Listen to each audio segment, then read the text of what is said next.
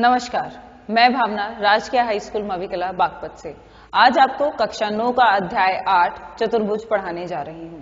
प्यारे बच्चों, पाठ को शुरू करने से पहले सबसे पहले हम जानते हैं कि आज इस पाठ में हम पढ़ने क्या क्या वाले हैं। सबसे पहले इस पाठ में हम पढ़ेंगे कि चतुर्भुज होता क्या है। उसके बाद हम जानेंगे चतुर्भुज के कुछ प्रकार, जिसमें से हम पढ़ेंगे वर्ग, आयत, समांतर चतुर्भुज, समलंब चतुर्भुज और साथ ही करेंगे कुछ प्रमेय और प्रश्नों को हल। तो चलिए जानते हैं सबसे पहले चतुर्भुज होता क्या है। जरा एक बार पाठ के नाम पर नजर डालिए, चतुर्भुज, और जरा इसकी संधि करके देखिए, चतुर्भुज, चार भुजाओं वाला, मतलब एक ऐसी आकृति जिसकी कितनी भुजाएं होंगी, चार। तो यहाँ पर अगर हमारी डेफिनेशन हम देखें तो कहती है कि चार सरल रेखाओं से घिरी बंद आकृति, एक ऐसी आकृति होगी जो कि चार सरल रेखाओं से होगी। ठीक है, तो जरा ये चार सरल रेखाओं वाली हम आकृति देखते हैं क्या है। 1, 2, 3, 4, कितनी रेखाएं हैं इस आकृति में, 4। लेकिन साथ में हमने एक बात और पढ़ी थी कि वो आकृति कैसी होनी चाहिए, बंद आकृति। क्या ये आकृति आपकी बंद है? नहीं है। तो इसकी एक कंडीशन तो यही फुलफिल नहीं होती है। साथ ही हमने यहाँ पर 3 बातें और लिखी है कि उसकी होनी चाहिए 4 भुजा, 4 शीर्ष और साथ ही होने चाहिए उसके 4 कोण। तो यहाँ पर 4 भुजाएं हमारे पास हैं। क्या हमारे पास यहाँ 4 कोण बन पा रहे हैं? 1, 2, 3। हमारे पास तो यहाँ पर कोण भी 4 नहीं बन पा रहे हैं। तो ये जो आकृति है मेरी चतुर्भुज नहीं कहलाएगी। जरा इस आकृति की ओर देखते हैं, क्या ये आकृति मेरी चतुर्भुज कहला सकती है? जरा भुजाएं गिने मेरे साथ, 1, 2, 3, 4। तो इसमें 4 भुजाएं हैं, मेरी पहली कंडीशन पूरी हो जाती है।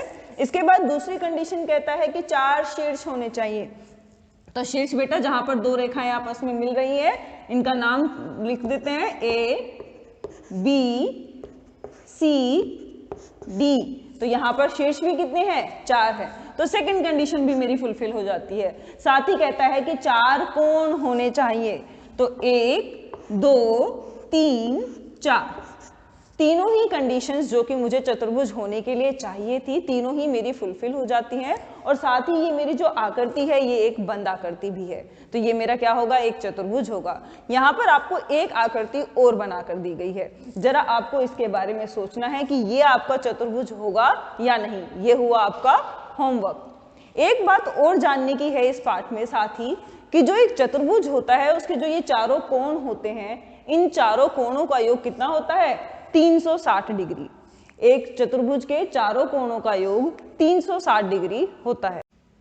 इसी क्रम में आगे बढ़ते हुए अब जानते हैं चतुर्भुज के प्रकार के बारे में। तो आप सामने चित्र पर देख ही रहे होंगे, मैंने कुछ आकृतियां यहाँ पर बनाई हैं, उनके नाम भी साथ में लिखे गए हैं। तो बेटा यहाँ पर जो ऊपर 3 कैटेगरी आपको दिख रही है, समलंब चतुर्भुज, पतंग चतुर्भुज और समांतर चतुर्भुज, ये 3 मेन कैटेगरीज आपकी बुक में क्लासिफाई की गई हैं। जहां पर हमारा मेन फोकस होगा वो होगा समांतर चतुर्भुज पे। समांतर चतुर्भुज के जो साथ में प्रकार हैं उनको जानने की कोशिश अच्छे से करेंगे, लेकिन इन दोनों की खासियत भी हम जान लेते हैं। तो जो सबसे पहला हमारा चतुर्भुज है वो है हमारा समलंब चतुर्भुज। समलंब चतुर्भुज की खासियत क्या होती है कि जो इसके आमने सामने वाली भुजाएं हैं, जो एक जोड़ा है आमने सामने वाली भुजा का, वो एक दूसरे के समांतर होगा। समांतर कैसे कि ये वाली जो रेखा है वो इस वाली रेखा के क्या होगी बेटा, समांतर होगी। समांतर रेखाएं वो होती है जिन्हें आप कितना भी आगे तक बढ़ा दीजिए वो कभी भी एक दूसरे को काटेंगी नहीं। तो एक जोड़ा ऐसा होगा आमने सामने वाली भुजाओं का जो एक दूसरे के क्या होगा, समांतर। बराबर की बात नहीं कर रहे हैं बच्चे, इसमें कंफ्यूज हो जाते हैं कि बराबर कह रहे हैं, बराबर नहीं, समांतर। ऐसी रेखाएं जिन्हें आप कितना भी आगे तक बढ़ा दीजिए लेकिन वो कभी एक दूसरे को विभाजित नहीं करेंगी। ऐसी आकृति को आप क्या कहते हैं, समलंब चतुर्भुज। नेक्स्ट जो हमारा आता है वो आती है हमारी पतंग। तो पतंग की आकृति तो आप बहुत अच्छे से जानते हैं।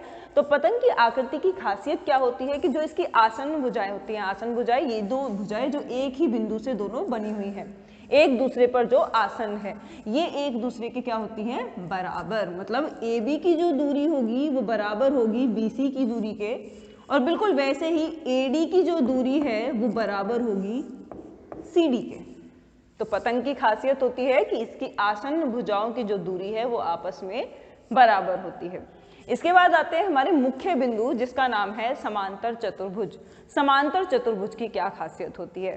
तो समांतर चतुर्भुज की खासियत ये होती है कि जो इसकी आमने सामने वाली भुजाएं होती हैं वो एक दूसरे के होती है समांतर। इसके नाम से ही पता चल रहा है समान अंतर वाली। जिनके आमने सामने की भुजाओं में क्या होगा? समान अंतर। आप कहीं से भी इनकी दूरी नाप लीजिए, सबकी दूरी बराबर होंगी। इस वाली भुजा की इस वाली भुजा से दूरी बराबर होगी और इस वाली भुजा की इस वाली भुजा से, तो समांतर होंगी। साथ ही भाई समांतर तो वहां पर भी थी समलंब में, लेकिन यहाँ समांतर दोनों जोड़े हैं। और खासियत क्या है कि जो आमने सामने वाली भुजाएं हैं वो समांतर तो होंगी ही, साथ में एक दूसरे के बराबर भी होंगी। तो यहाँ पर ए बी रेखा जो है वो बराबर होगी सी डी रेखा के, और बी सी रेखा जो है वो आपकी बराबर होगी बेटा किसके? ए डी रेखा के। तो ये इसकी दो खासियत हुई, एक तो आमने सामने वाली भुजाएं समांतर हुई और आपस में क्या हुई? बराबर। अगली खासियत इसमें ये है कि जो इसके विकर्ण होते हैं बेटा, विकर्ण क्या है? यहाँ पे AC एक विकर्ण है और एक विकर्ण क्या है यहाँ पे आपका DB। जब ये एक दूसरे को काटते हैं तो बराबर दूरी पर काटते हैं। अगर केंद्र का नाम O लिख दिया जाए तो O से लेके D तक की दूरी बराबर होगी O से लेके B तक के, और साथ ही आपकी O से लेके A तक की जो दूरी है वो बराबर होगी O से लेके C तक की। तो ये इसकी खासियत होती है। आप यहाँ पर देख रहे होंगे कि जो हमारा समांतर चतुर्भुज है उसमें से मैंने दो आकृतियां बनाई, एक का नाम है आयत, एक का नाम है समचतुर्भुज। तो इनमें कुछ खासियत ऐसी होंगी जो समांतर चतुर्भुज की होंगी, लेकिन साथ में इनमें कुछ तो अंतर होगा जो इनका नाम अलग से दिया गया, इसका नाम आयत दिया गया और इसका नाम दिया गया समचतुर्भुज। सबसे पहले जानने की कोशिश करेंगे कि आयत क्या है और उसमें अपनी अलग से खासियत क्या है। तो आयत को अगर आप देख रहे हैं तो बेटा जैसे इस वाली आकृति की आमने सामने वाली भुजा बराबर थी, बिल्कुल ऐसे ही इसमें बराबर है। हमने क्या कोशिश की है कि ये जो मेरा समांतर चतुर्भुज की ये वाली जो लाइन इधर टिल्ट थी, इसको 90 डिग्री पर लाने की कोशिश की है। अगर इन दोनों का टिल्ट खत्म करके इसे मैं 90 डिग्री पर ले आऊं, मतलब जो मेरे शीर्ष हैं उनका कोण कितने डिग्री का कर दूं? 90 डिग्री का कर दूं, तो वो आकृति क्या बनकर आ जाती है? आयत बनकर आ जाती है। साथ ही इसके विकर्ण की खासियत आप देख ही पा रहे होंगे कि यहाँ जहाँ पर ये केंद्र O है वहाँ OD, OA, OC और OB चारों की दूरी आपस में, चारों की लंबाई आपस में क्या है? बराबर है। अगला आते हैं समचतुर्भुज पे। समचतुर्भुज और इसमें बिल्कुल देखने में आपको एक जैसा लग रहा होगा। क्या डिफरेंस है कि हमने क्या कोशिश करी है कि इसको थोड़ा सा अंदर कंप्रेस करने की कोशिश करी है, दाबने की कोशिश करी है। दाबने से क्या मतलब है कि मैंने कोशिश की कि जो इसको थोड़ा अंदर कर दूं तो ये मेरी चारों भुजाएं आपस में क्या हो जाएं? बराबर। यहाँ पर ये वाली भुजा इस वाली भुजा से लंबी दिख रही थी, तो यहाँ पर मैंने कोशिश की कि इन चारों भुजाओं को मैं आपस में क्या कर दूं? बराबर कर दूं। तो जो आपका समचतुर्भुज है उसमें आपकी चारों भुजाएं AB, BC, CD और DA आपस में बराबर होंगी। विकर्ण की खासियत आप देख पा रहे हैं कि OD और OB आपस में बराबर हैं और OA और OC आपस में बराबर हैं। इनके बीच की जो लंबाई है आपस में बराबर है। और विकर्ण की खासियत एक यहाँ पर ये भी है कि जहां पर दोनों एक दूसरे को काट रहे हैं वहां कितने डिग्री का कोण बन रहा है? 90 डिग्री का। तो समचतुर्भुज के जो विकर्ण आपस में जहां भी एक दूसरे को काटते हैं वो 90 डिग्री का कोण बनाते हैं। यहां हम देखते हैं बेटा आगे आयत और समचतुर्भुज दोनों से मिलके एक आकृति बनी है जिसका नाम है वर्ग। अब उस वर्ग को क्योंकि दोनों से मिलकर बना है तो कुछ खासियत इसकी होंगी और कुछ खासियत होंगी इसकी। तो इस समचतुर्भुज की उसने खासियत ली है कि जैसे इसकी चारों भुजाएं आपस में बराबर थी, बिल्कुल वैसे ही इसकी चारों भुजाएं आपस में क्या है? बराबर है। और यहां से क्या खासियत ली है कि जो इसके कोण थे 90 डिग्री के, हर शीर्ष का कोण कितने डिग्री का था? 90 डिग्री का। बिल्कुल वैसे ही हर शीर्ष का कोण कितने डिग्री का होगा? यहाँ पर भी 90 डिग्री का। विकर्ण की खासियत क्या होगी कि जो विकर्ण आपस में जहां एक दूसरे को काट रहे हैं वो कितने डिग्री के होंगे?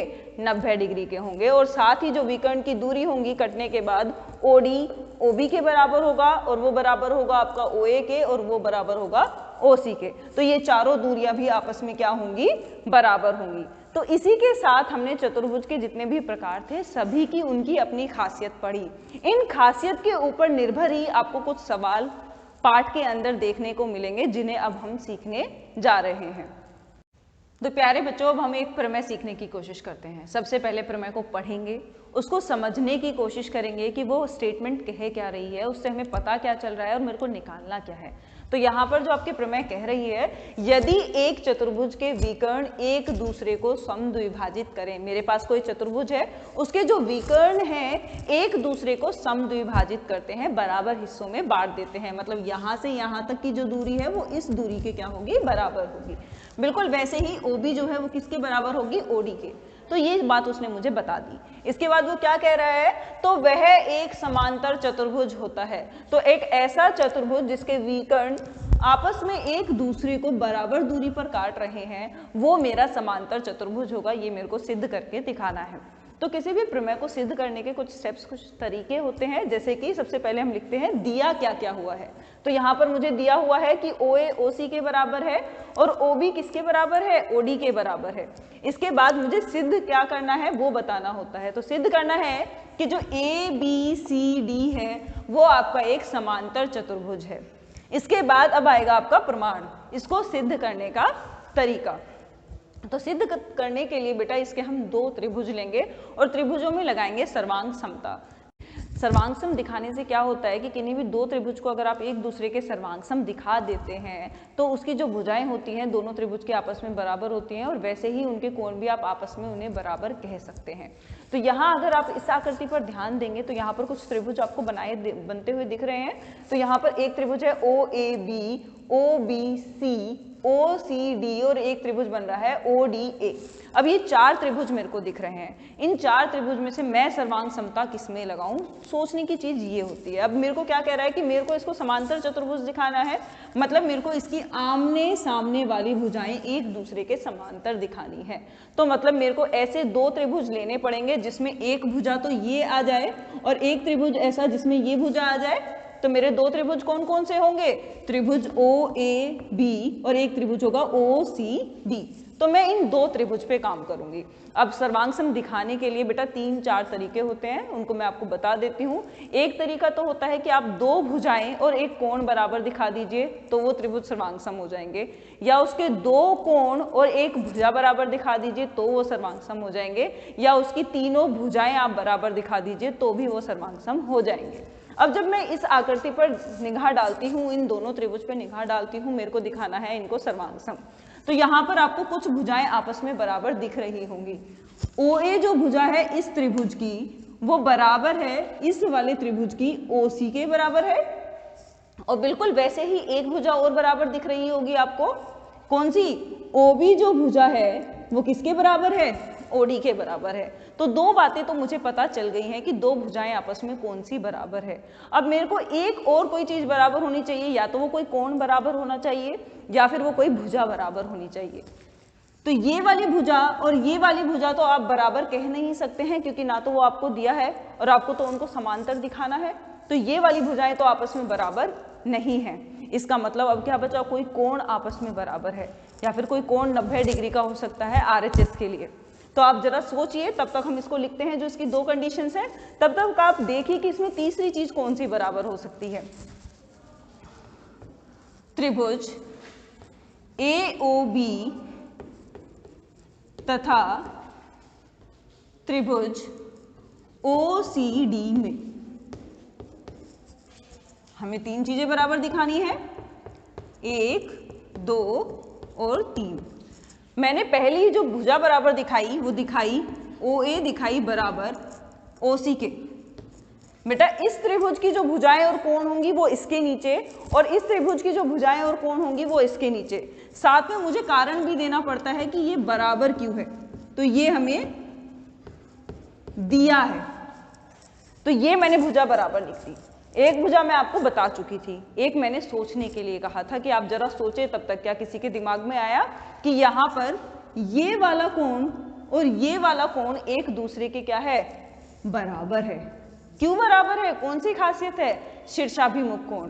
जब 2 तिर्यक रेखाएं आपस में एक दूसरे को काटती हैं तो उनके जो आमने सामने वाला कोण है वो आपस में क्या होता है, बराबर होता है, और उसे बोलते हैं शीर्षाभिमुख कोण। तो यहाँ पर मेरा कोण, ये कोण का चिन्ह होता है आपका AOB बराबर होगा कोण DOC के। क्यों बराबर हुआ, क्योंकि ये कोण कैसा था आपका, शीर्षाभिमुख।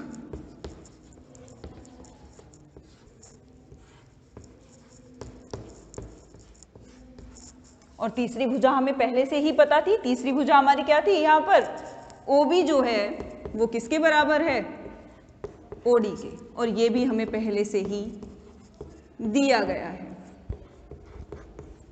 तो सर्वांगसम दिखाने के लिए मैंने आपको बोला था कि मेरे पास 3 भुजाएं या 2 कोण 1 भुजाएं बराबर होनी चाहिए, वो कंडीशन मैंने फुलफिल कर दी है।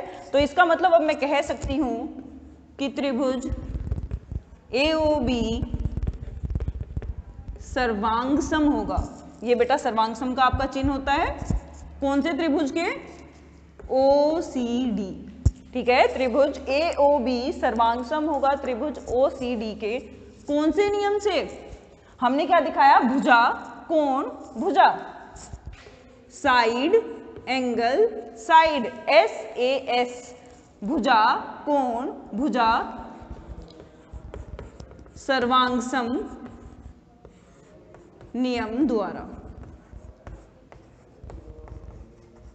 ठीक है बेटा, जो आपके सर्वांग समता के भी मैंने आपको बताया था कि नियम होते हैं, भुजा कोण भुजा बराबर दिखा दे, तीनों भुजाएं बराबर दिखा दे, या 2 कोण 1 भुजा दिखा दे, या फिर एक कोण जो आप दिखा रहे हैं वो 90 डिग्री का हो तो वो RHS भी एक सर्वांग समता का नियम होता है उसके द्वारा। तो यहाँ जो हमने नियम लगाया वो लगाया SAS सर्वांग समता नियम। अब क्योंकि मेरे ये दोनों त्रिभुज आपस में सर्वांगसम है तो मैं कह सकती हूँ कि जो इसके बचे हुए कोण हैं वो भी आपस में क्या होंगे, बराबर। तो इसका मतलब मैं बोल सकती हूँ कि ये वाला जो कोण है इस वाले कोण के क्या होगा, बराबर होगा। तो कोण OAB बराबर होगा कोण OCD के, और इसको बोलते हैं CPCT द्वारा। सर्वांग सम त्रिभुजों के संगत भाग आपस में क्या होते हैं, समान होते हैं। Congruent part of congruent triangles are equal, ये इसकी शॉर्ट फॉर्म है CPCT, ठीक है। तो अब ये अगर इसके बराबर है तो बेटा सोचिए, अगर ये वाला कोण इस वाले कोण के बराबर है तो इससे हमें इन दोनों भुजाओं की क्या खासियत पता चलती है। यहाँ पर एक चित्र बना, एक समांतर रेखा, उसको तिर्यक रेखा ने काटा और तिर्यक रेखा से जो अंतर उनके कोण बने, एकांतर अंतर जो कोण बने वो आपस में क्या है, बराबर। तो इसका मतलब वो दोनों रेखाएं आपस में क्या है, समांतर है। तो अतः मैं बोल सकती हूं कि AB रेखा जो है वो CD के क्या होगी, समांतर होगी। यहां लगभग हमारा सवाल पूरा हो चुका है। तो बिल्कुल इसी प्रकार जब आप ये दोनों त्रिभुज लेंगे और इन दोनों को सर्वांगसम दिखा देंगे तो बेटा बिल्कुल वैसे ही आपकी AD जो रेखा है वो BC के क्या आ जाएगी, समांतर आ जाएगी। तो हमें उसे दोबारा लिखकर दिखाने की जरूरत नहीं होती, हम उसे इसी प्रकार लिखकर, इसी प्रकार जो आपकी BC रेखा होगी वो समांतर आएगी किसके, AD रेखा के। तो यहां पर हमने क्या करा कि इस रेखा को इसके समांतर दिखा दिया, इस रेखा को इसके समांतर दिखा दिया। ये दोनों त्रिभुज आमने सामने एक दूसरे के क्या थे, सर्वांगसम थे, तो इनकी भुजाएं आपस में बराबर हुई। क्योंकि इनकी आमने सामने वाली भुजाएं एक दूसरे के समांतर भी हैं और बराबर भी है, तो आप नीचे सिर्फ एक लाइन ऐड कर दीजिए, अतः ABCD एक समांतर चतुर्भुज है। इस प्रकार से यह प्रमेय सिद्ध हो जाती है। अब इसी के आधार पर एक सवाल को और सीखने की कोशिश करते हैं। तो अब इस सवाल को समझने की कोशिश करते हैं जो आपको सामने दिया गया है। यहाँ पर सवाल क्या कह रहा है, दर्शाइए कि यदि एक चतुर्भुज के विकर्ण परस्पर समकोण पर समद्विभाजित करें। आपके पास कोई चतुर्भुज है और जो उसके विकर्ण है एक दूसरे को समद्विभाजित तो कर ही रहे हैं, मतलब ये वाली जो AO की बराबर की दूरी है वो बराबर होगी OC के, साथ ही वो कैसा कोण बना रहे हैं, समकोण। समकोण क्या होता है बेटा, 90 डिग्री का कोण बना रहे हैं। तो आपके यहाँ पर जो ये कोण बन रहे हैं ये कितने डिग्री के बन रहे हैं, 90 डिग्री के कोण बन रहे हैं। तो वो कह रहा है कि आपको सिद्ध करना है कि जो आपका ऐसा चतुर्भुज होगा जिसकी ये दो खासियत हो, वो कैसा चतुर्भुज होता है, सम चतुर्भुज। तो आप पहले सम चतुर्भुज को थोड़ा सा दिमाग में लाइए। हमने जो अभी पहले उसकी खासियत पढ़ी थी कि सम चतुर्भुज की खासियत क्या थी, कि उसकी चारों भुजाएं आपस में बराबर होती हैं। तो मतलब मुझे क्या दिखाना है यहाँ पे कि इसकी मैं चारों भुजाओं को आपस में क्या दिखा दूं, बराबर दिखा दूं। तो मेरा ये सवाल बहुत आसानी से हल हो जाएगा। तो सबसे पहले हम देखते हैं कि हमें दिया क्या है। तो बेटा जैसे कि उसने कहा विकर्ण एक दूसरे को समद्विभाजित कर रहे हैं, तो इसका मतलब O से लेके A तक की दूरी बराबर होगी OC के। तो आपका OA किसके बराबर हुआ? OC के। बिल्कुल वैसे ही OB किसके बराबर होगा? OD के बराबर होगा। और साथ में उसने हमें बताया कि जो विकर्ण है वो समकोण भी बना रहे हैं, तो इसका मतलब ये जितने भी कोण हैं, ये चारों ही कोण कितने डिग्री के होंगे? 90 डिग्री के होंगे। मैंने सिर्फ एक कोण को दर्शा दिया है AOD। ये कोण कितने डिग्री का है? 90 डिग्री का। अब आई इसके सिद्ध करने की बात। तो सिद्ध क्या करना है कि ये जो ABCD एक चतुर्भुज है, ये चतुर्भुज कैसा होगा? समचतुर्भुज। इसको भी करने का तरीका बिल्कुल वैसे ही है जैसे हमने अभी प्रमेय सीखी थी। प्रमेय में हमने क्या किया था कि हमने कोई दो त्रिभुज लिए थे और उनको सर्वांग दिखाया था। अब जरा आप सामने सोचकर देखिए सवाल को देखकर कि कौन से दो त्रिभुज लूं कि मैं इस त्रिभुज को इनको आपस में सर्वांग दिखा के ये सिद्ध कर पाऊं कि समचतुर्भुज होगा। समचतुर्भुज में मुझे क्या दिखाना है कि ये वाली भुजा इसके बराबर, इसके बराबर, इसके बराबर, चारों भुजाएं एक दूसरे के क्या होंगी? बराबर। अगर मैं ये दोनों त्रिभुज ले लेती हूं, एक त्रिभुज ये DAO और एक त्रिभुज ये नीचे वाला AOB, इन दोनों को ध्यान से देखें और इन दोनों को ध्यान से देखने पर अगर मैं इन्हें कैसे भी सर्वांग दिखा दूं तो सर्वांग दिखाने से क्या होगा कि मैं कह पाऊंगी कि ये वाली भुजा इस वाली भुजा के क्या होगी? बराबर, क्योंकि ये भुजा बराबर तो दी नहीं गई है। अगर ये भुजा इस भुजा के बराबर दिखा दूं सर्वांग समता का नियम लगा के, तो सवाल मेरा वहीं पर हल हो जाएगा। अब सर्वांग सम दिखाने के लिए चाहिए तीन कंडीशंस जैसे कि पहले पढ़ी हैं। तो यहाँ पर तीन कंडीशंस मेरे को कौन कौन सी दिखाई दे रही हैं कि बराबर होंगी? तो बेटा देखिए, इस वाले त्रिभुज की ये वाली भुजा इस वाले त्रिभुज की इस भुजा के क्या होगी? बराबर। एक कंडीशन मिल गई मेरे को। दूसरी कंडीशन क्या दिख रही है जो उसने मुझे पहले से दी है कि इस त्रिभुज का ये कोण और इस त्रिभुज का ये कोण दोनों ही कितने डिग्री के हैं? 90 डिग्री के। तो ये भी दोनों आपस में बराबर हुए। तीसरी कौन सी बात आपस में बराबर होगी? सोचिए दोनों त्रिभुज में ऐसी कौन सी भुजा या कौन सा कोण बचा है जो बराबर होगा? तब तक मैं ये दो कंडीशन यहाँ पर लिखती हूँ, आप सोचिए जरा। त्रिभुज AOD तथा त्रिभुज AOB में मैंने पहली कंडीशन लिखी, OD बराबर है OB के। ये मेरे को क्या है बेटा? दिया है। कुछ अलग से सोचने की इसमें मेरे को जरूरत नहीं थी। दूसरा मेरे को उसने कोण भी दे रखा है बराबर। कोण AOD बराबर होगा कोण AOB के। ये क्यों बराबर है? क्योंकि दोनों ही कोण कितने डिग्री के हैं? 90 डिग्री के। तीसरी बात मैंने आपको सोचने के लिए कही थी, क्या आप अब तक सोच पाए कि कौन सी तीसरी भुजा या तीसरा कोण आपस में बराबर होगा? तो यहां पर देखिए कि ये वाली जो भुजा है बेटा वो इस त्रिभुज का भी हिस्सा है और इस त्रिभुज का भी हिस्सा है। ये इस त्रिभुज में भी आएगी और इस त्रिभुज में भी। इसका मतलब ये जो भुजा है ये इसका हिस्सा है, तो AO हो गई। तो AO बराबर होगी इस वाले त्रिभुज के AO के बराबर। और इस प्रॉपर्टी को क्या बोलते हैं? उभयनिष्ठ। ये इन दोनों में कॉमन है। तो AO जो है वो बराबर है किसके? AO के। तो इसको क्या प्रॉपर्टी बोलते हैं? उभयनिष्ठ। एक ऐसी रेखा जो दोनों त्रिभुज का हिस्सा है। तो मैंने तीन कंडीशंस दिखा दी। तीन कंडीशंस मिलते ही हमारा काम हो गया। अब हमें लिख देना है कि त्रिभुज AOD सर्वांग सम होगा त्रिभुज AOB के। अब यहां पर लिखना होता है नियम। कौन से नियम से? मैंने दिखाया साइड एंगल साइड। तो यहां पर एक बात तो आ गई मेरे दिमाग में कि साइड एंगल साइड हो सकता है, लेकिन बेटा एक प्रॉपर्टी और थी जिसमें 90 डिग्री की बात की जाती है, जिसे क्या बोला जाता है? RHS। इन दोनों में से कौन सी प्रॉपर्टी होगी? तो एक बार जरा यहाँ पर पहले RHS पे नजर डालिए। R का मतलब होता है 90 डिग्री का कोण। तो हमने यहाँ पर एक 90 डिग्री का कोण दिखाया है। एक हमने यहाँ पर भुजा, S से क्या मतलब होता है? साइड। हमने एक भुजा भी आपस में यहाँ बराबर दिखाई है। लेकिन RHS की खासियत क्या होती है कि H का मतलब होता है हाइपोटेन्यूस। हाइपोटेन्यूस मतलब कर्ण। किसी भी त्रिभुज की कर्ण भी आपस में क्या होंगी? बराबर होंगी। तो यहाँ पर देखिए, अगर ये 90 डिग्री का कोण है तो इसके सामने वाली भुजा ये हुई, इसका मतलब ये इसकी कर्ण है, और इस वाली त्रिभुज की कर्ण क्या है? ये। क्या मैंने AB को AD के बराबर दिखाया है? नहीं, मैंने AB को AD के बराबर नहीं दिखाया है। मैंने तो उसकी दूसरी भुजा दिखाई है जो कि उसकी कर्ण नहीं है। तो दोनों में अंतर सिर्फ इतना सा है, तो मैंने क्या दिखाया है, मैंने SAS प्रॉपर्टी यूज करी है, भुजा, एक कोण और फिर दूसरी भुजा। दोनों भुजाएं ऐसी हैं जिनमें से कोई सी भी आपकी कर्ण नहीं है। तो आपका नियम कौन सा आएगा यहाँ पे, SAS सर्वांगसम नियम द्वारा।